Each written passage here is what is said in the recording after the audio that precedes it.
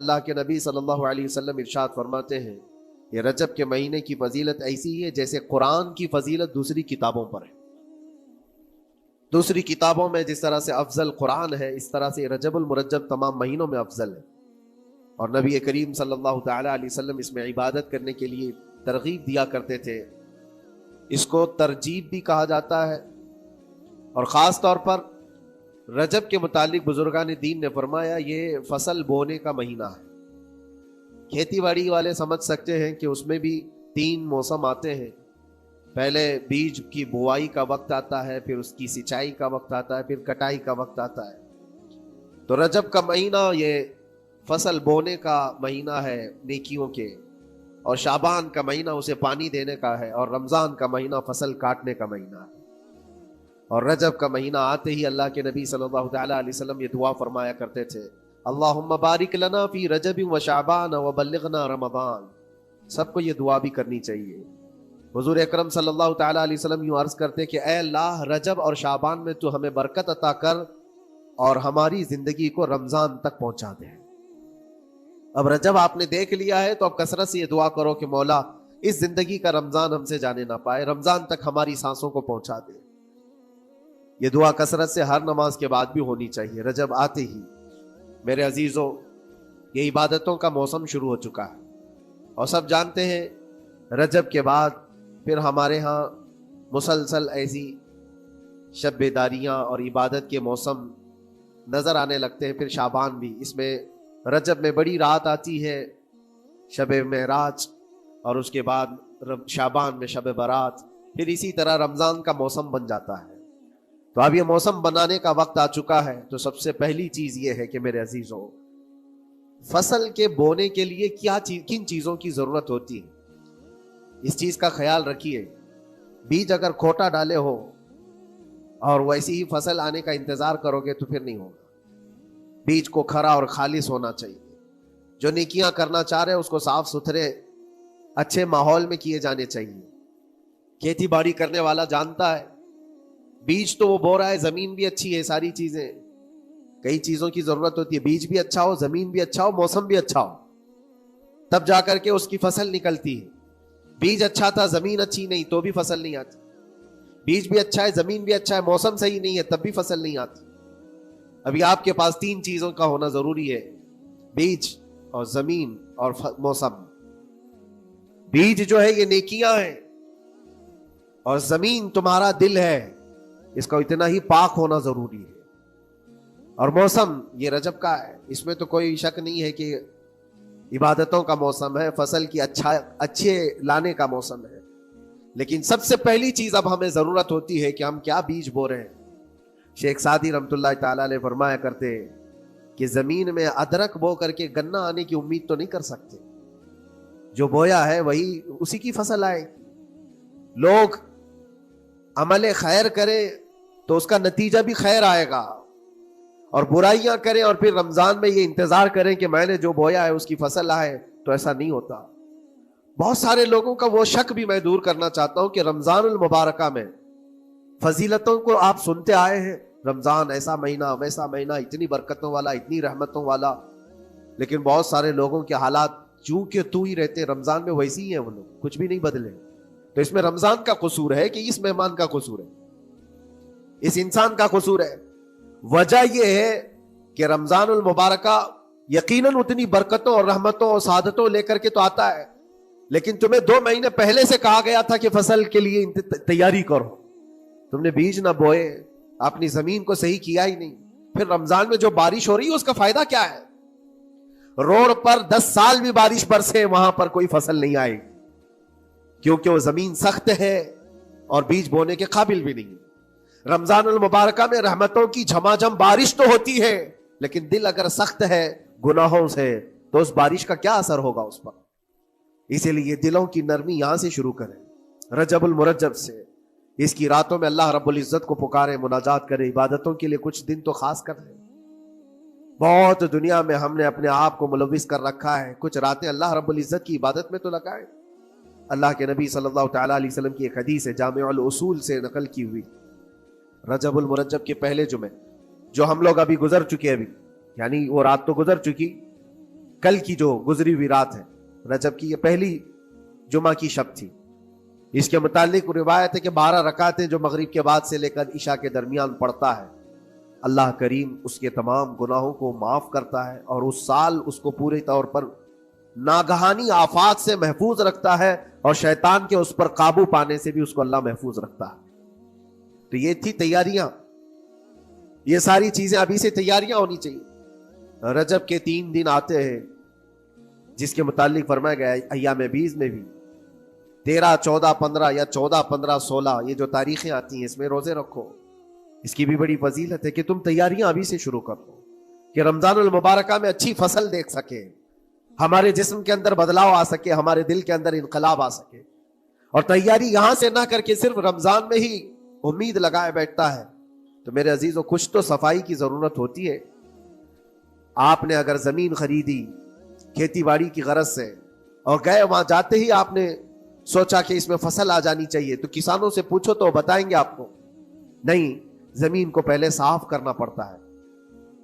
کچرے ہوں گے اس کے اندر بہت سارے، ہل چلاؤ یا کسی بھی طرح سے اس کو صاف کرو.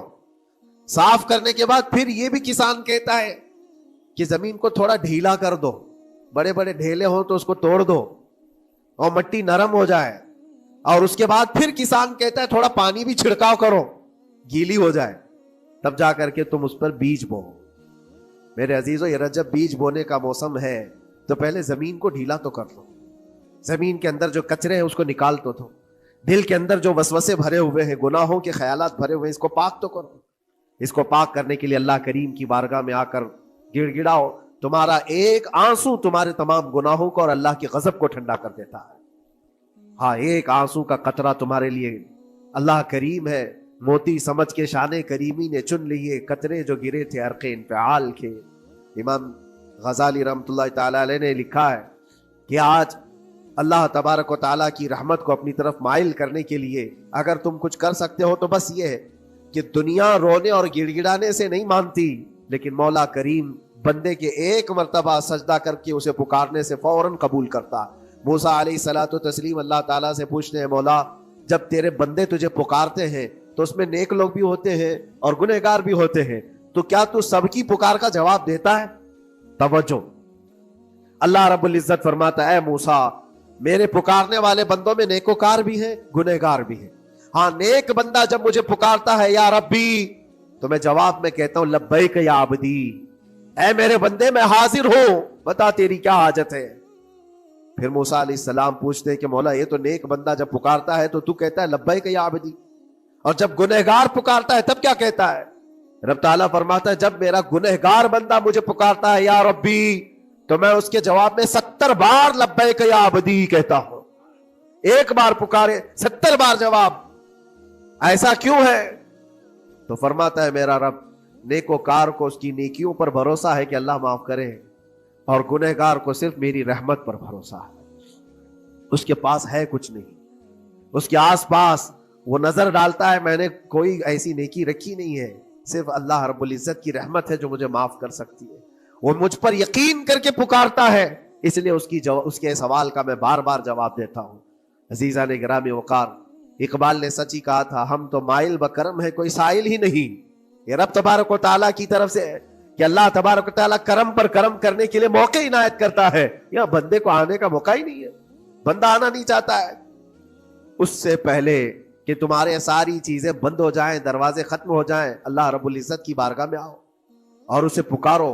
یقیناً یہ تمام چیزیں تمہاری زندگی میں انقلاب لاتی ہیں، بہت بڑی تبدیلی لاتی ہیں. عزیزان گرامی، پھر میں یہ عرض کرتا ہوں کہ رجب کے اس مہینے میں دل کو نرم کرنا بہت ضروری ہے. دلوں کی سختیاں آج گناہوں کی طرف مائل کرتی ہیں. ہمارا دل سخت ہے یا نرم ہے اس کو پہچاننے کے کئی تھرمامیٹر دیے گئے ہیں ہمارے پاس.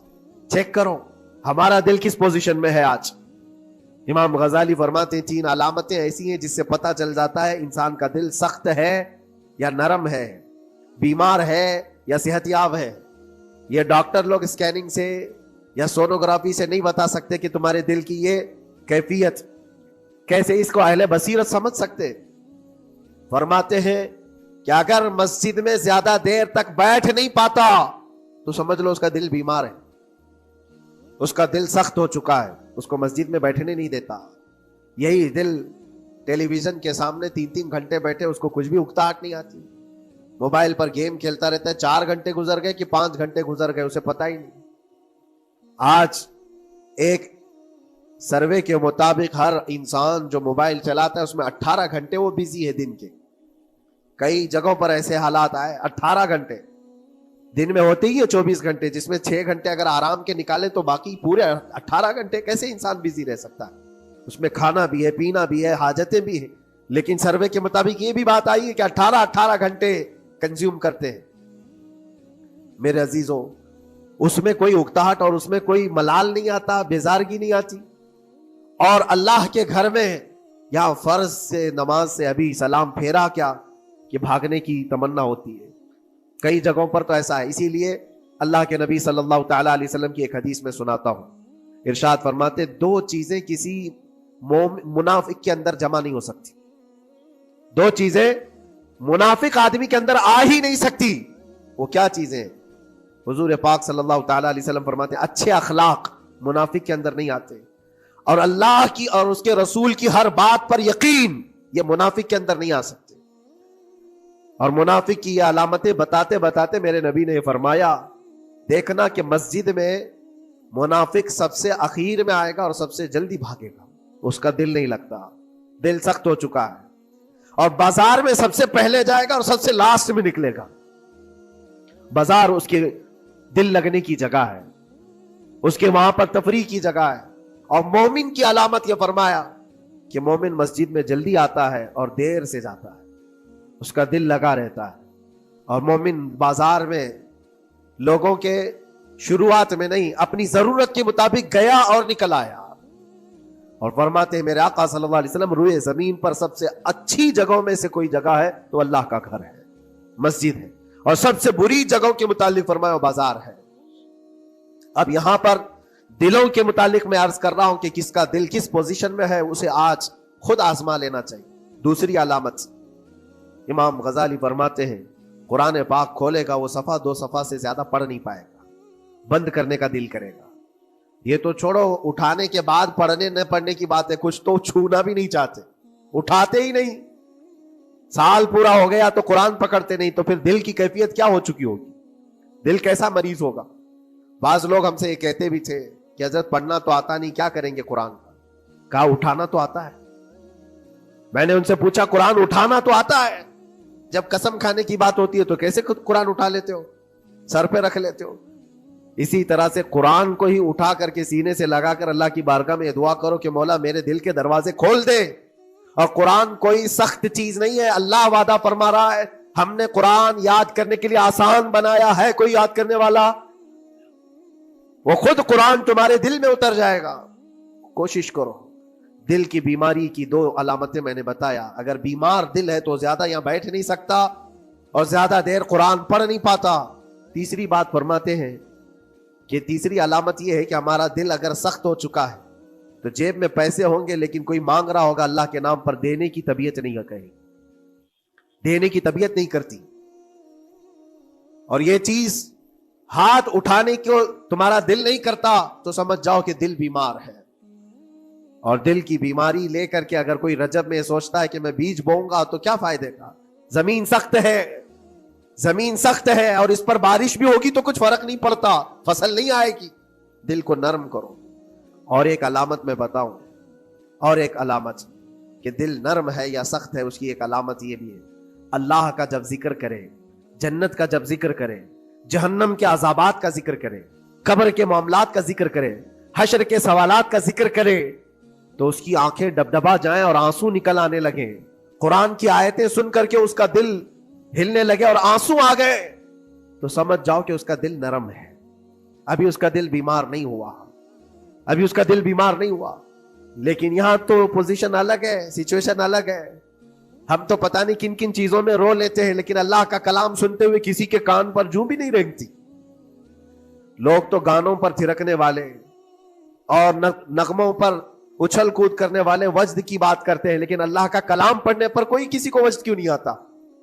یہ ایمان کی علامت ہے. قرآن میں اللہ نے فرمایا اذا تلیت علیہم آیاتہ زادتہم ایمانا، جب اللہ کی آیتیں ان پر تلاوت کی جاتی ہے مومنین پر، ان کا ایمان بڑھ جاتا ہے۔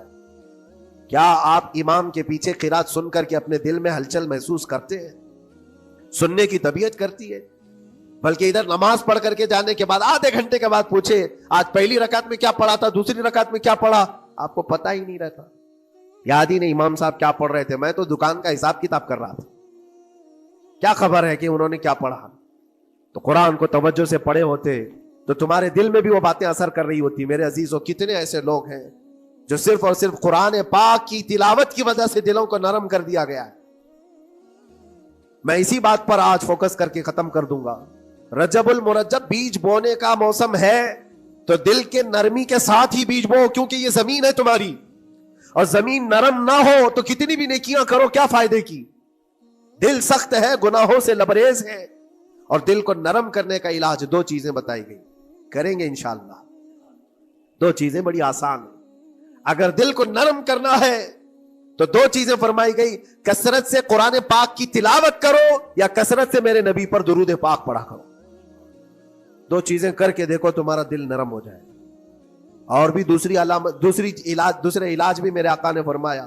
ایک صحابی آئے تھے، انہوں نے عرض کیا یا رسول اللہ صلی اللہ علیہ وسلم، لوگ آپ کے پیچھے نماز پڑھتے ہیں تو زاروں قطار رونے لگتے ہیں، جب آپ دعا کرتے ہیں تو وہ دھاڑے مار کر کے روتے ہیں، میں کبھی رو نہیں پاتا، میرا رونا نہیں آتا، میں بھی قرآن سنتا ہوں، میں بھی آپ کے پیچھے نماز پڑھتا ہوں۔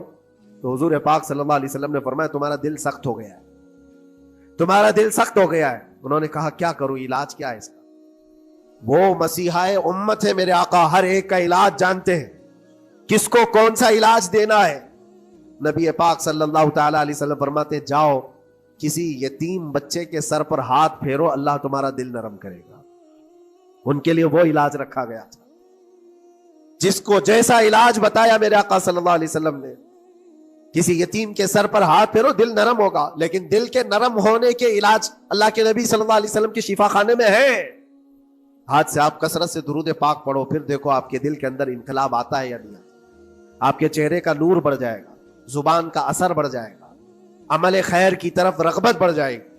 کثرت سے جب بندہ حضور پاک صلی اللہ علیہ وسلم پر درود پڑھتا ہے، اس کی زبان سے جھوٹ نکل جاتا ہے، گالی اس کی زبان پر نہیں آ پاتی ہے، کیونکہ وہ پاک کرتا چلا جاتا ہے اپنی زبان کو اللہ کے نبی کا نام لے کر کے۔